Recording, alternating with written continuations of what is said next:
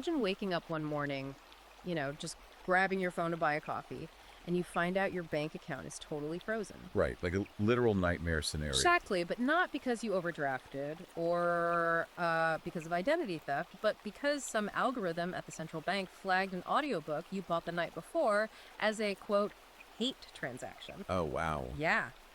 And according to the author of the incredibly provocative, ultra-long, and honestly just fascinating new ebook we're diving into today, this isn't some dystopian science fiction scenario. No, he thinks it's happening right now. Right. He argues it is the opening salvo in a coordinated modern apocalypse. So, welcome to the deep dive. Today we are unpacking Understanding the Apocalypse, a rational guide to revelation and archetypes by Conrad Riker. It is a massive text, both in page count and honestly, just the sheer scope of its ambition. It really is. And right up front, I want to ask you, the listener, to please like and subscribe to the show because we are navigating some incredibly intense, deep waters today. Oh, absolutely. And if you want to follow along with the source material, or, if this hooks you and you want to buy the book right now, check out Amazon Kindle and Google Play Books. It's available on both platforms. You should also follow the author directly on Substack at Conrad and Riker. Yeah, to really grasp what Riker is doing here, we have to establish exactly who this book is fundamentally written for. Right, because this isn't for everyone. No, not at all. This is not a generalized self-help book. It is explicitly tailored for a men's rights activist audience. It's basically written as a manifesto for red-pilled manosphere men. Okay, so a very specific demographic. Exactly. Riker's stated mission is to help his readers understand the history of our modern institutions. Right. The workplace, marriage, academia, banking. Right. And he wants to argue that these institutions once functioned as like engines of civilization before, in his view, anyway, being entirely captured by feminists and Marxists. And because of that specific target audience and the intensely charged nature of the claims the author makes, we definitely need to issue a crucial disclaimer before we get into the weeds here. Good call. This text is highly, highly politically charged. So, to you listening, we are not taking sides here. Oh. Right. We are not endorsing the viewpoints, whether left-wing or right-wing, contained in this book. Our mission is simply to impartially report, unpack, and analyze the ideas and the architectural arguments exactly as they are presented by Conrad Riker in the original text. We're basically your objective tour guides through a very controversial, heavily defended landscape. Perfectly said. We are just examining the structural integrity of his ideology, right?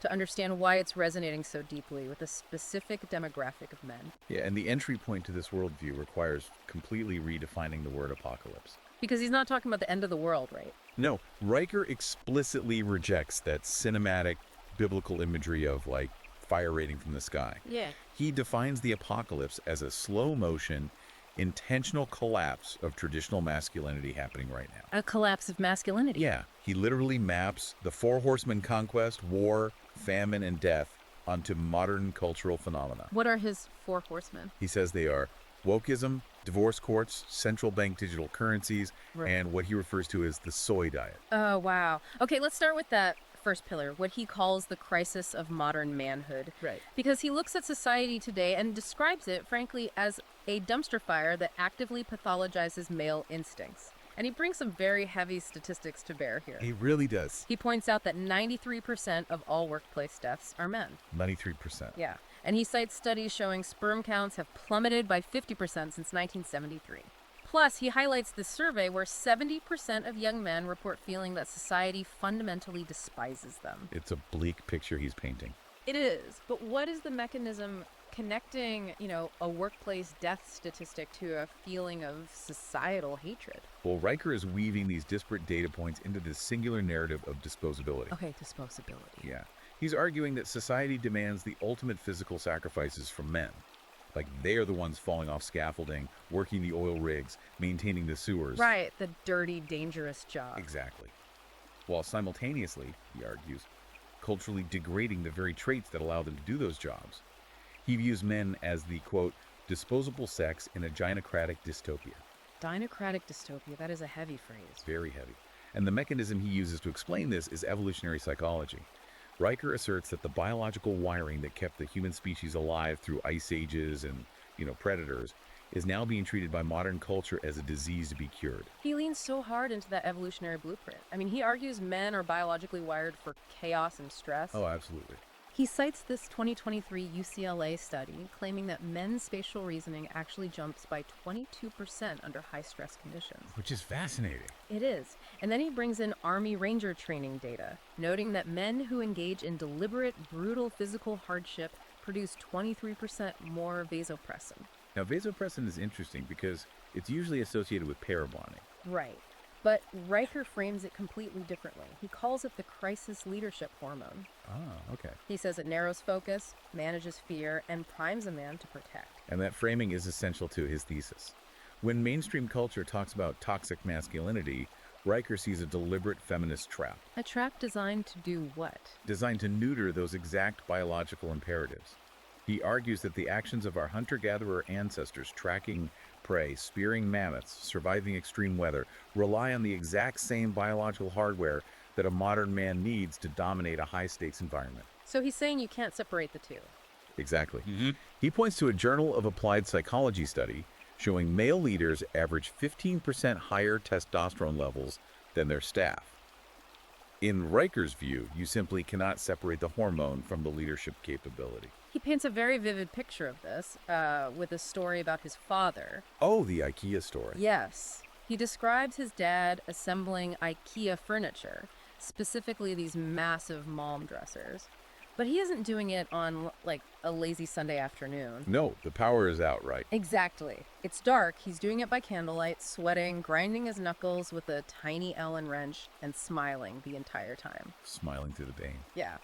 Riker's dad says, quote, "This is what male brains evolved to do." And Riker compares that tangible physical problem solving in the dark to the modern corporate office. And the modern office, according to Riker, is an evolutionary dead zone. A dead zone. Yeah. He claims it replaces primal survival instincts with HR checklists, sensitivity training modules, and demands for emotional vulnerability. Right. He argues that forcing men into these sterile, emotionally driven environments is essentially biological malpractice. Biological malpractice. That's quite the term. He says the office requires a man to suppress his vasopressin and testosterone just to fit into a cooperative, non-hierarchical structure. And he believes this is what drives men to depression and listlessness. You know, reading that section, I couldn't help but think of a high-performance sports car. Okay, how so? You have this engine built for speed, aggression, and tearing up treacherous terrain, right? And you permanently lock it in a school zone. Oh, I see. The engine wants to rev, it's designed to perform, but the environment dictates it goes 15 miles per hour and stops at every single crosswalk. That's a great analogy for his argument. But let's pause and challenge the text here for a second. Is society actually trying to intentionally erase masculinity, as Riker claims, in some coordinated attack? Or is he confusing the natural, messy evolution of a post-industrial, service-based economy with a targeted conspiracy? That's the big question. Right. Because maybe the school zone wasn't built to punish the sports car. Maybe it was just built to protect the kids crossing the street. That is the fundamental divide in how we interpret sociological shifts. The alternative view you bring up suggests that as we moved away from an agrarian and industrial economy into a knowledge economy, raw physical strength and aggressive risk-taking simply became less economically functional. Right. The environment just changed naturally. Exactly. But Riker absolutely rejects that passive interpretation. He doesn't buy it. Not at all. He sees intentionality. He sees a system engineered by specific actors to suppress male power because male power is a threat to their control. Okay, so if a listener accepts Riker's premise that the corporate workplace is a trap designed to suppress them, the natural next question is, where do they turn for fulfillment? Historically, the answer was family. Right. But Riker argues that the domestic sphere is an even more dangerous trap, Oh, yeah? which introduces his concept of the marriage strike and what he violently terms uterus uberization. Yeah, he views modern marriage and the family court system not as social institutions, but as a rigged casino. A rigged casino. He characterizes divorce courts as a Marxist redistribution scheme where men function as indentured servants. And he doesn't just make the philosophical claim, he backs it up with his interpretation of legal data. Right. He points out that 90% of alimony payers are men. Yep. He cites Harvard law researchers claiming men lose 65% of their assets in a divorce compared to women losing 28%. That's a huge gap. It is. And facing those numbers, the book strongly advocates for the MGTOW philosophy, men going their own way. Right. And here is a wild rhetorical swing. I couldn't believe this part. He cites Jesus of Nazareth as the original MGTOW. It is a stunning historical reframing, isn't it? I mean, Jesus, really? Yeah, Riker argues that Jesus avoided marriage and localized domestic duties entirely because he needed to focus on a massive cosmic mission. He posits that having a wife, or, the potential of paying alimony, would have distracted Jesus from building the most enduring movement in Western civilization. So he's using Jesus as the ultimate justification for staying single. Exactly. By making this comparison, Riker is elevating the rejection of modern marriage. He's saying to his readers, you aren't failing at dating. You are walking a divine, historically validated path of high purpose.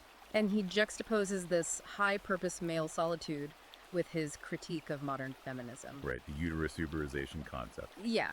He claims feminism executed a massive bait and switch, tricking women into prioritizing corporate careers over family building. He highlights the fact that major tech corporations literally offer to freeze their female employees' eggs. Yeah, he says they're treating female fertility like, quote, stashing vintage wine just so the corporation can extract 80-hour work weeks out of them during their prime childbearing years. And he traces the macro-demographic consequences of this shift. He points to South Korea, where the fertility rate has plummeted to 0.78. Which is incredibly low. It's disastrous. He notes that a civilization needs a 2.1 rate just to maintain its current population. Right. And then he brings in CDC data, claiming that 40% of urban progressive households now have more pet iguanas or cats than actual children. Iguanas. That's what he says. The imagery he uses is visceral. He talks about a grandmother's heirloom mahogany crib being converted into a bed for a rescue labradoodle. Oh, wow. He paints a picture of a society breeding itself into extinction because it traded biological legacy for corporate milestones. So because of this landscape, he says modern dating isn't courtship anymore. He calls it a forensic audit. A forensic audit. Yeah, and he shares the story of a 35-year-old engineer named Mike. Right, the guy on the boat. Exactly. Mike looked at the statistical probabilities of divorce, the financial risks of alimony, decided the math was a terrible deal, and opted out completely. He just walked away. Traded dating for living on a tax-free boat in international waters, escaping closed ledgers and family courts entirely. Mike is presented as the ultimate rational execution of the MGTOW philosophy, an absolute economic and physical secession. And then Riker follows this up with a personal anecdote from a Tinder date, right? Oh, the credit score story. Yeah. He claims a woman sat down and almost immediately asked him about his credit score. Just right out of the gate. Right out of the gate. And in response, he asked for her BMI, her body mass index. Ouch. Yeah, he says she unmatched him before the drinks even arrived. I can imagine. His justification is that if women are culturally empowered to appraise men as financial utilities, men must ruthlessly appraise women on sheer biological and reproductive terms. It's very transactional. It is. But here is a glaring paradox we really have to address. Let's hear it. Riker spends hundreds of pages obsessing over building a legacy, siring dynasties, and acting like our conquering ancestors. Right. Yet his immediate actionable solution is to completely opt out of the reproductive and marital systems. He's telling men to buy a boat and sail away. It's a huge contradiction. How does a society of alpha men survive past a single generation if they are all on a marriage strike? You cannot build a multi-generational dynasty with a tax-free boat and zero heirs. It is the central tension of his ideology. There is a profound contradiction between his reverence for patriarchal legacy and his advice to abandon the institution required to build it. Yeah. But reading between the lines, Riker seems to view this strike as a siege tactic. A siege tactic. Yeah, he believes the current system is so deeply corrupted it cannot be reformed from within. Therefore, men must starve the marriage plantation of their capital, their protection, and their utility. Okay. He is advocating for accelerating the demographic collapse, betting that from the ashes, men can rebuild marriage on strictly patriarchal terms. Okay, but nature abhors a vacuum. If millions of men are pulling their time, money, and biological drive out of traditional relationships, where does that energy go? Riker's answer is deeply cynical. He argues this energy is being siphoned off into what he calls the beta apocalypse and the digital matrix. Having diagnosed the legal traps of marriage, he pivots to the digital and chemical pacification of the modern man. Chemical pacification. Well, let's start with the digital. He cites NIH data stating that 34% of men under 30 haven't had sex in the past year. Right. Now, mainstream sociology usually frames this as a tragic epidemic of male loneliness and social isolation. Sure, that's what you usually hear. Riker entirely inverts that narrative. He frames it as a, quote, renaissance of rational male choice. He actually compares these young men ignoring dating apps to medieval monks. Medieval monks. Yeah. He says they're like the monks who locked themselves away to preserve Aristotle's texts, while barbarians burned the cities outside. Wow. That's quite the image. But he draws a sharp distinction between the men opting out safely and the men falling victim to what he calls cuckoldry by proxy. This concept is crucial to understanding his view of the internet. Riker theorizes that beta males are outsourcing their biological drive to provide and protect. How are they outsourcing it? He points to platforms like OnlyFans and Twitch. He claims that 70% of the top 1% of earners on OnlyFans are bankrolled primarily by men working minimum wage, high labor jobs. 70%. That's his claim. No. He views this as a catastrophic tragedy of misdirected male energy. Instead of building their own physical empires or improving their own lives, these men are draining their limited resources to fund the luxurious lifestyles of digital content creators. And the online chads, those creators actually date. Exactly. He claims the average simp, his term, not mine, spends over $200 a month on strangers online. $100. Yeah, money that could be compounding in investments or, paying for martial arts training. And he ties this digital pacification directly to chemical pacification. We have to talk about the soy conspiracy. Oh, yes. The soy conspiracy. Riker claims that modern, highly processed diets, specifically those heavily reliant on soy, are actively lowering male testosterone. He cites a study showing soy lowers rat testosterone by 15%. And his prescribed antidote to this chemical warfare is the carnivore cure. The carnivore cure. He points to a 2023 Journal of Culinary Endocrinology study asserting that men who grill red meat see a testosterone spike of 17% compared to those eating plant-based diets. 17% just from grilling. Well, we need to look at the mechanism here. Riker isn't just talking about the nutritional density of protein. He's talking about the evolutionary psychology of fire and animal fat. Right, he fuses diet, digital consumption, and masculinity into one survival strategy. He equates mindlessly scrolling TikTok or swiping on Tinder to a literal theft of a man's primal purpose. A theft. Yeah. He cites a Stanford study finding that getting a match on a dating app triggers the exact same dopamine pathway as hitting a slot machine in Vegas. It's unearned reward. Exactly. And he tells the story of John, a 32-year-old programmer who was deeply addicted to his Xbox and online pornography. And what did John do? John adopted Riker's protocol. He traded the screens for heavyweight lifting and studying copywriting. And supposedly, he increased his income by $12,000 in a single year. It is a promise of alchemical transformation, really, turning wasted digital dopamine into real-world capital. Yeah. He uses another story about a neighbor named Dave. Oh, Dave and his son. Right. Dave's teenage son was lost in virtual worlds, totally addicted to gaming. Rather than taking him to a therapist, Dave instituted stake and solve nights. Stake and solve. He dragged his son into the backyard, threw a raw ribeye over a propane grill, and forced him to manage the open flame while debating philosophy and life goals. So no screens, just fire and meat. Exactly. Riker uses this to argue that nothing rewires a fractured male psyche faster than open flames, animal fat, and fatherly presence. You know, the analogy that screams out to me here is the lotus eaters from the Odyssey. Oh, that's a good one. Right. Odysseus' men land on this island, eat the lotus flowers, and instantly lose all desire to return home, to fight, or to achieve anything difficult. They just want to sit in a drug-induced apathy and consume. And Riker is essentially arguing that Silicon Valley is farming digital lotus flowers. Exactly. But here's where I push back. Okay. Are men truly helpless victims of a digital gelding coordinated by tech CEOs?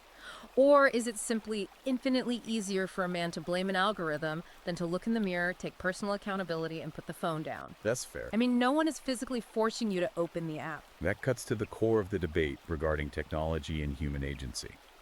Riker leans heavily into the argument that these platforms are weaponized. So weaponized. Yes. They are engineered using billions of dollars of behavioral psychology research specifically to exploit human vulnerabilities. He argues that expecting an isolated average man to out-willpower an algorithm designed by 1,000 PhDs is a rigged fight. Okay, I see that. However, your counter-argument exposes a flaw in his logic. True stoicism, which Riker advocates for relentlessly in the next section, would dictate absolute ownership of your attention regardless of how aggressively addictive the environment is. Which brings us to the counteroffensive. If the apps, the divorce courts, and the processed diets are the traps, how does a man fight back? Right. Riker proposes what he calls the red pill renaissance and the war on dissent. Riker argues that the captured institutions, mainstream media, academia, corporate boards, are actively trying to silence the manosphere perspective. But he says it's not working. No, he claims this censorship is failing spectacularly due to a phenomenon he calls the persecution dividend. The persecution dividend. He theorizes that when woke institutions ban or deplatform influencers, and he specifically names Andrew Tate and Rush for a fee, their ideas don't die. They get stronger. Right. The ban acts as a massive validation of their claims, leading to exponential spikes in their popularity. It proves they are a threat. Exactly. He brings up an Ohio high school football coach who was fired simply for quoting Andrew Tate about embracing male power. And what happened to him? Well, the result. The coach launched a Patreon, and within 3 months he was making triple his teaching salary by offering life advice to young men. The censorship literally made him a martyr and a millionaire. Riker frames this using the concept of the thought police, drawing heavily on Orwell's 1984, and even goes back to the trial of Socrates in 399 BC. Socrates. Yeah, Socrates was executed for corrupting the youth, and Riker uses this to frame the modern manosphere not as a fringe internet subculture, but as a historically necessary intellectual underground. That is a massive elevation. He argues that if a system tries to ban an ideology, it proves the ideology has the power to dismantle the system.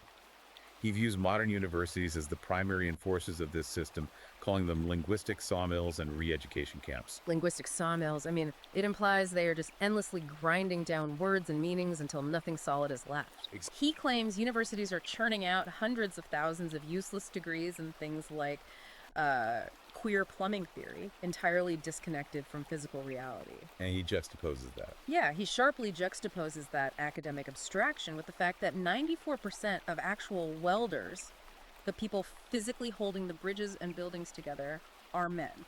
He is drawing an absolute hard line between the manipulation of language, which he categorizes as a beta bureaucratic trait, Okay. and the manipulation of physical reality, which he sees as the ultimate alpha trait. So to survive an environment that rewards linguistic manipulation? He advocates for beta proofing, a return to rigid ancient stoicism, and treating the gym as a literal religious temple.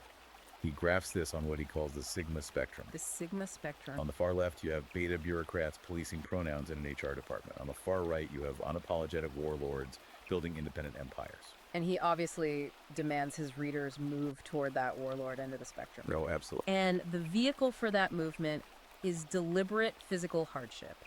He is obsessed with the idea that physical pain is the only path to mental resilience. He talks about Viking raiders. Right. Yeah, he talks about Viking raiders enduring frostbites so severe their toenails fuse to their leather boots. Good Lord. And he pulls data from the OSS, the precursor to the CIA, from 1944.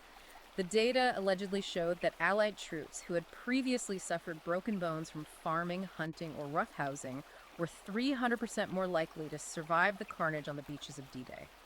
Because he believes physical comfort is a corrosive agent that rots the male spirit. Right. We see this manifested in the modern subcultures he praises, like the raw egg brotherhood in Silicon Valley. The raw egg brotherhood. Yeah, these are tech millionaires who reject modern conveniences to consume raw diets, lift massive weights, and embrace sun exposure. It's all about hardship. Yes. And he also tells a fascinating story about a divorced father in Texas navigating family court. Oh, this one was wild. Instead of hiring an expensive therapist to testify, or using standard legal arguments, this father stood before the judge and simply quoted Marcus Aurelius' Meditations. Just quoted philosophy at the judge. He demonstrated such terrifyingly calm, stoic emotional control in a highly volatile environment that he won 50% custody. It's all about forging an impenetrable mental armor. Exactly. But looking at this red pill renaissance, it feels exactly like a pressure cooker to me. How so? The harder institutions clamp down on these ideas, the more they force them into these dark underground networks. And in the dark, they become more concentrated, more radical, and far more explosive. Right. My question for Riker is this. Does replacing the concept of a safe space with bare-knuckle aggressive dominance actually build a functional, sustainable society? Or does it just build a hostile one where everyone is constantly at war with their neighbor? Well, Riker would likely argue that human history is constant war. Constant war. He believes the illusion of a peaceful, sustainable society is a temporary, fragile luxury bought and paid for by the extreme aggression of the men who built it. Ah, I see. In his view, removing that aggression doesn't lead to a progressive utopia. It leads inevitably to collapse. Therefore, cultivating bare-knuckle resilience isn't about starting a war. It is about preparing for the war he believes is already at our doorstep, as the current system rots from the inside.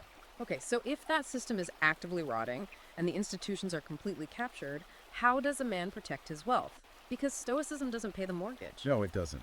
This brings us to a fascinating pivot in the book, Armageddon economics and post-collapse kingdoms. This is where Riker's ideology transitions from mental preparation into hardcore, decentralized financial survivalism. Yeah. He warns of the impending arrival of the digital Antichrist. Now, he isn't talking about a biblical demon here, right? Oh, no. He's talking about CBDCs, central bank digital currencies. Yes. He believes that programmable, state-controlled digital fiat will be the ultimate tool of totalitarian oppression. How does he think they'll use it? He argues that CBDCs will be used to track every single variable of a man's life. His carbon footprint, his caloric intake, and most dangerously, his wrong think. Wrong think. He outlines a highly plausible near future where if you express a dissenting political opinion on a podcast or a forum, your ability to buy groceries, purchase plane tickets, or pay rent is instantly frozen by a central algorithm. And he backs up this terror with a story about an Australian dad. Oh, this is the one from the intro. Exactly. According to the book, this father had his home raided by local authorities because his bank's digital tracker flagged a recent purchase. And what was the dangerous contraband? He bought an audiobook of Jordan Peterson's 12 Rules for Life. You're kidding. Nope. The algorithm allegedly categorized it as a hate transaction and triggered a police response. Well, whether that specific anecdote is literal documented fact or an illustrative exaggeration of current banking trends, the underlying panic is very real within this demographic. Oh, for sure. Riker has a profound, historically grounded distrust of fiat currency. He traces his economic arguments back to the hyperinflation of Weimar Germany in 1923, where men literally traded family heirlooms for a single loaf of bread. Right. He connects that history to modern Federal Reserve policies, which he brilliantly brands as an inflationary vasectomy. An inflationary vasectomy. Yeah, a stealth tax that silently destroys male productivity by diluting the purchasing power of their labor hour by hour.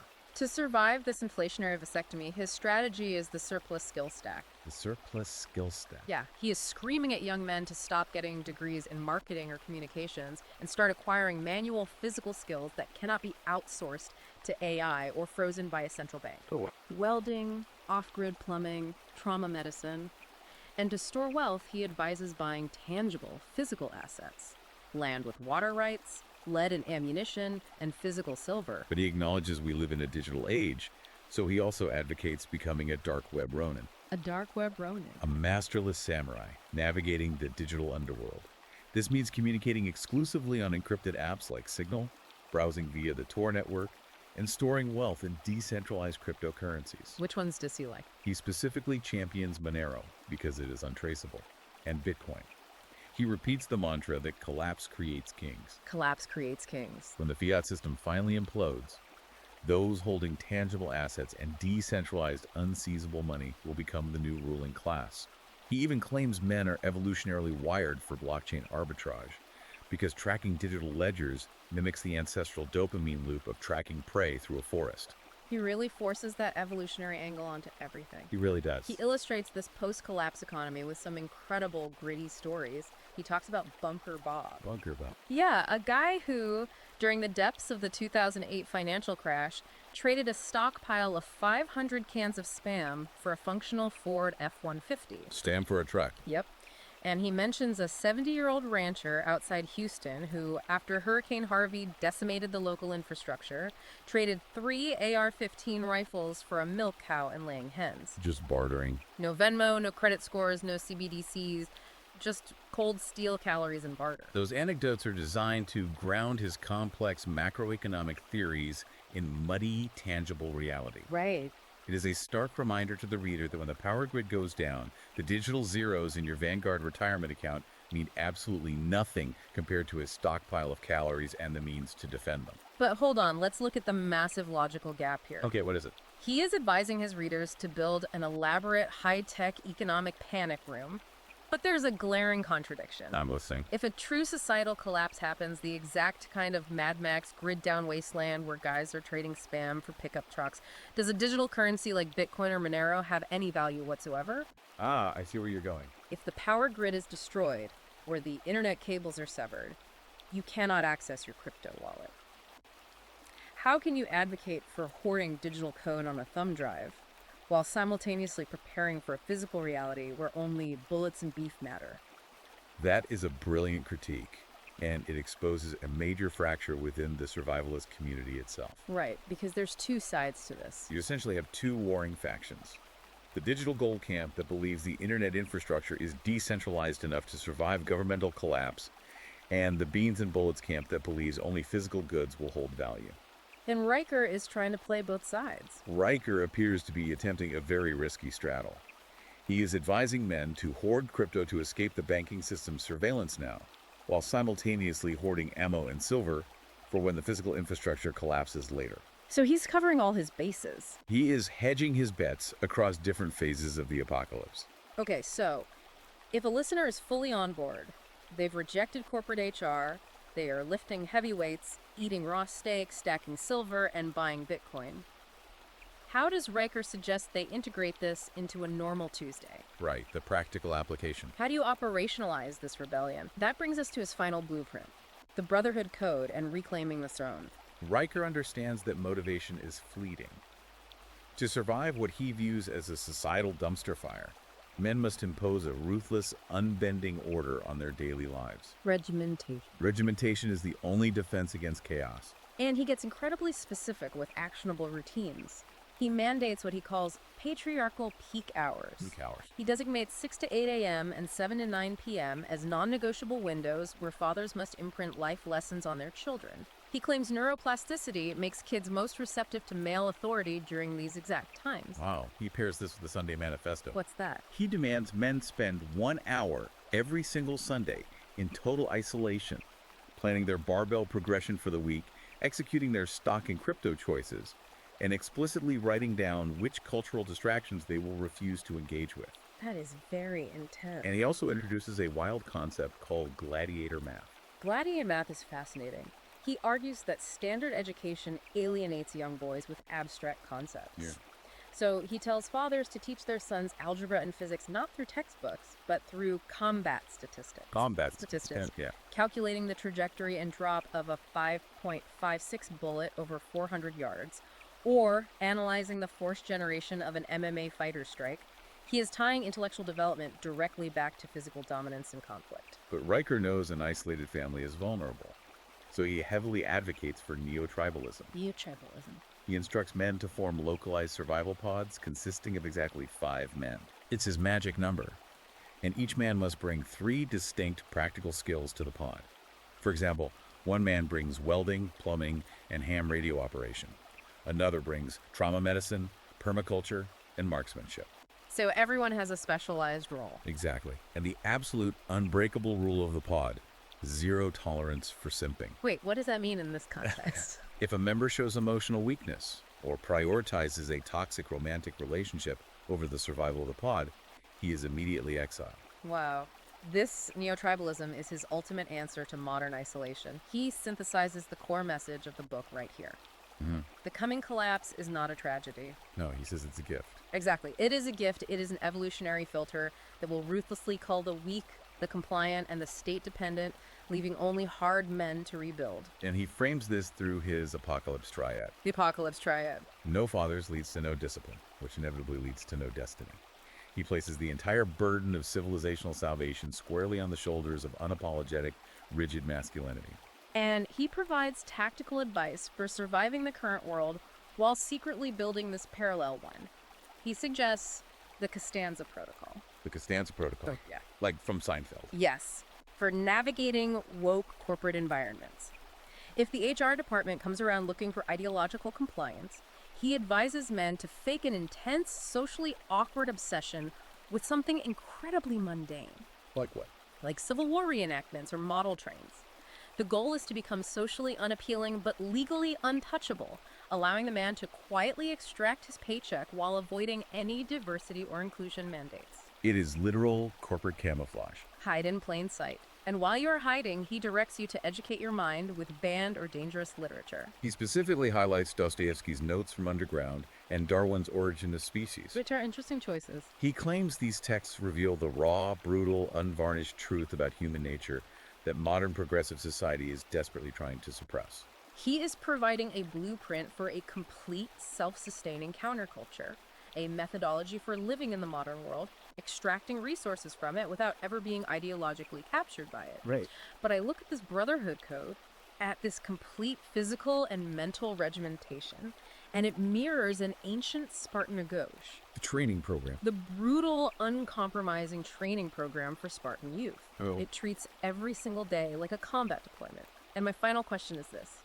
By isolating themselves into these rigid, hyper-masculine survival pods, by viewing every single corporate interaction as a hostile merger, by treating daily life as an active war zone, Yeah. don't these men risk losing the very humanity, the very capacity for joy and connection that civilization is supposed to provide?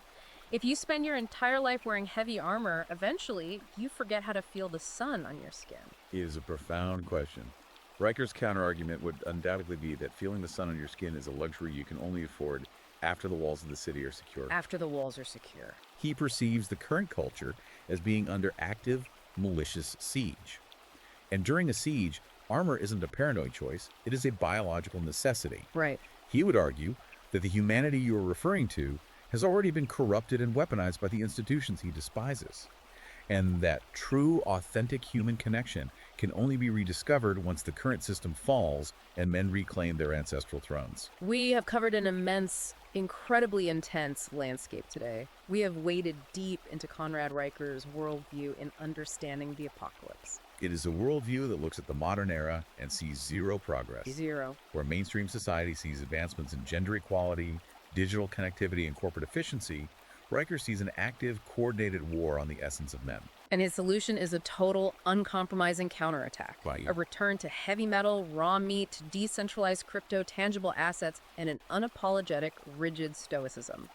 He's calling for nothing less than an absolute exodus of men from mainstream society. And we must reiterate to you, our listeners, while we have explored these concepts in deep, granular detail, Tracing the logic from the evolutionary biology of the workplace to the economics of a grid-down scenario. we remain impartial observers. We have outlined the architecture of this ideology, but we are not endorsing the structure. We laid out the blueprint, and it is up to you to decide what to do with it. But before we sign off, I want to leave you with one final, lingering, provocative thought. Let's hear it. Something not explicitly written in Riker's text, but that feels like the inevitable next chapter if his ideas actually take root. Okay. Think about this. If this specific demographic of men successfully executes Riker's vision, if they pull their capital out of the banks, pull their labor out of the corporations, pull their participation out of marriage, and form these underground, crypto-funded, heavily armed neo-tribalist survival pods, Yeah. what happens when those parallel societies inevitably grow large enough to collide with the mainstream institutions they abandoned? Does it lead to a quiet, invisible Cold War of attrition? Or does it lead to the total explosive fracture of the social contract? That is the explosive question pulsing beneath the surface of every page in this book. It absolutely is. If you found this breakdown of the ideology fascinating, and you want to read the source material for yourself to see exactly how Conrad Riker constructs these arguments, check out Understanding the Apocalypse. It is available right now on Amazon, Kindle, and Google Play Books. And be sure to follow the author at Conrad and Riker on Substack.